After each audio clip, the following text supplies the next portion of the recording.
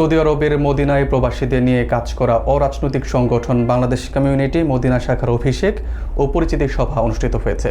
একটি কনফারেন্স হলে আয়োজিত অনুষ্ঠানে প্রবাসী ব্যবসায়ী, বিনিয়োগকারী ও সাংবাদিক সহ বিভিন্ন শ্রেণী পেশার প্রতিনিধিরা উপস্থিত ছিলেন।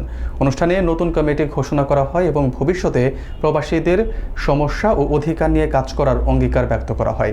বিস্তারিত থাকছে এম মিহিদুল খানের প্রতিবেদনে।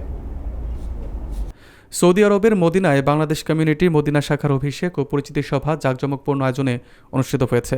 মদিনার একটি কনফারেন্স হলে আয়োজিত এই অনুষ্ঠানে সভাপতিত্ব করেন বিশিষ্ট ব্যবসায়ী ও ইনভেস্টর জহিরুল ইসলাম এবং অনুষ্ঠানটি পরিচালনা করেন সাংবাদিক আনিসুর রহমান পলাশ। অনুষ্ঠানে প্রধান অতিথি হিসেবে উপস্থিত ছিলেন Bangladesh কনসুলেটের commercial councillor Syeda Nahida Habiba.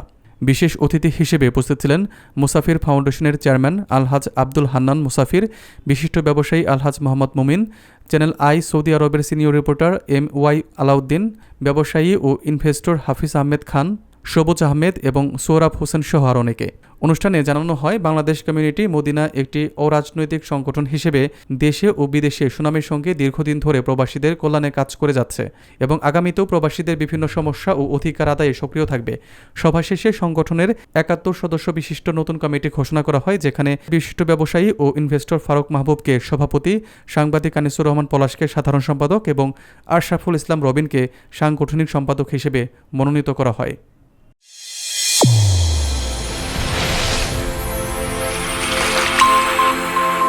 Channel A1 হৃদয়ের স্পন্দন।